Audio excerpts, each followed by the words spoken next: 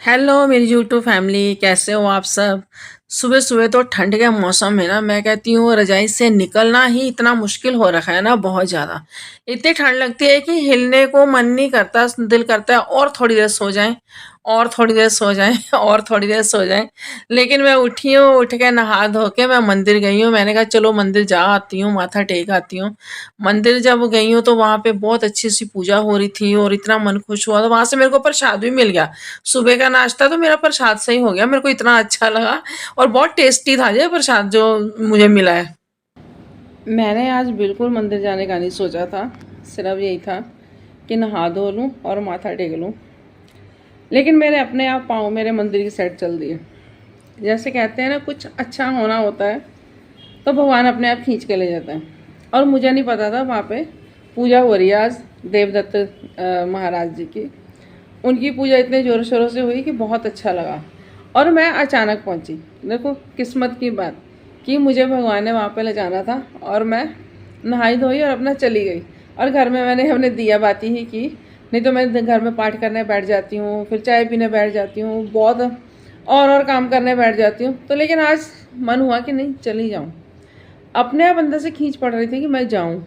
जब हमसे कुछ अच्छा होना है तो भगवान अपने आप खींच लेते हैं हमें अपनी साइड। हम एक कदम उठाते हैं तो भगवान हमारे तब 10 कदम उठाते हैं। ये मानने की बात है। और इसको दिल से अगर तुम मानो ना, तो सच में तुम जरूर अपनी मंजिल पर पहुंच जाओगे और जरूर तुम्हें भगवान मिल जाएंगे।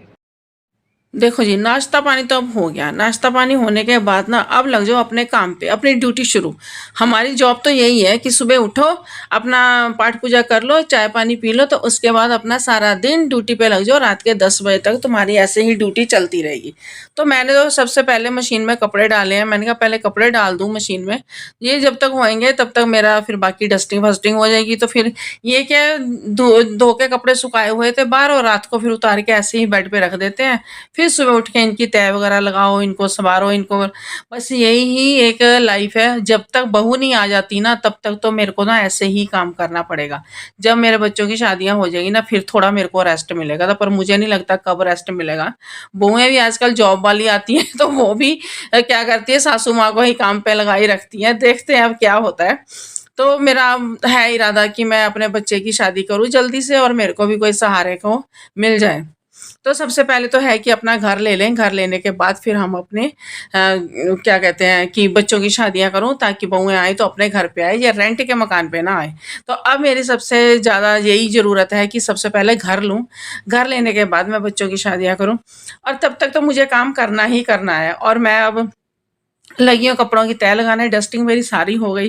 टीवी के ऊपर भी ना मिट्टी आई है, चाहे चौथी मंजिल पे भी हम रह रहे हैं ना, फिर भी रोड से मिट्टी इतनी आती है ना, बहुत ज्यादा आती है। तो डस्टिंग करनी ही पड़ती है डेली की डेली। तो डस्टिंग करके तो फिर मैं अब कपड़ों की तह लगा रही हूँ, क्योंकि कपड़े कितने सारे हो रखे थे, 2 दिन के थे। जैसे जैसे अब धुंध धुंध पड़ी होती है ना, कपड़े गीले गीले रहते हैं, सूखते नहीं है अच्छे से। तो फिर उनको ऐसे ही बेड पे डाल देती हूँ, ताकि बाद में फिर इनको उठा के अच्छे से तह लगा के रख दूँ। तो अब मैं सारे तह लगा के इनको जगह जगह रख दूंगी। उसके बाद मैं लगी हूँ अपने क्या कहते हैं, किचन में आई हूँ। और किचन में मेरे रात के इसमें बर्तन लगे हुए थे मशीन में, उनको अब निकाल रही हूँ ताकि मैं उसके नए बर्तन लगा सकूं। और मेरे को दूध वगैरह भी गर्म करना है। तो बहुत से काम है। तो पहले मैंने कहा इसको खाली करूं, मशीन को, बर्तन साफ करने वाली जो सी मशीन है मेरी, डिश वॉशर, इसको पहले खाली करूं। देखो मैं इसमें चकला बेलना सब लगा देती हूँ, तवा तुवा जो भी है ना, सब इसमें लगा देती हूँ। मेरे को कोई प्रॉब्लम नहीं आती।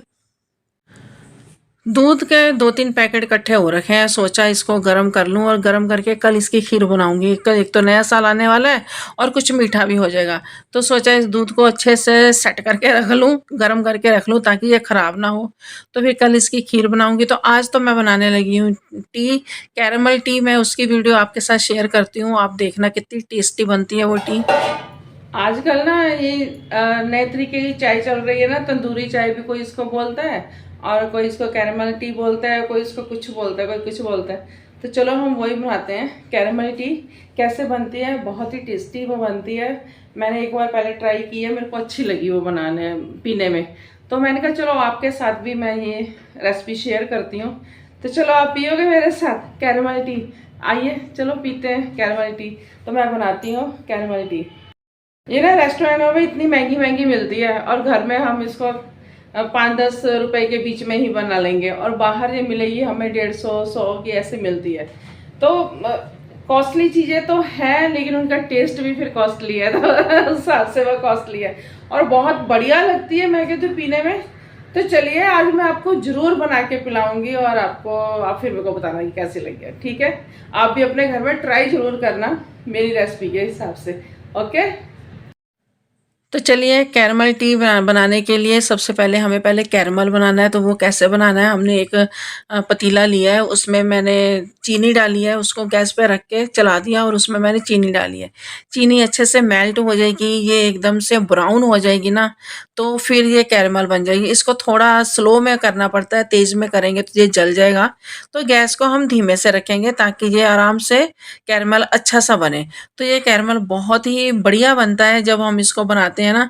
तो उसके बाद जब हम इसमें पानी डालते हैं तो इसका बहुत बढ़िया कलर आता है चाय में, और इस कलर कलर इसका बढ़िया आता है, तो इसलिए चाय का टेस्ट भी बहुत बढ़िया होता है, क्योंकि चीनी जौन सी है ना वो एकदम से मेल्ट हो जाती है और उसका टेस्ट थोड़ा चेंज हो जाता है। तो ये देखो इसके साथ चिपक गई है, तो इसको चम्मच से धीरे धीरे मैं इसको हिला हिला के पूरा इसको अच्छे से कर लूँगी।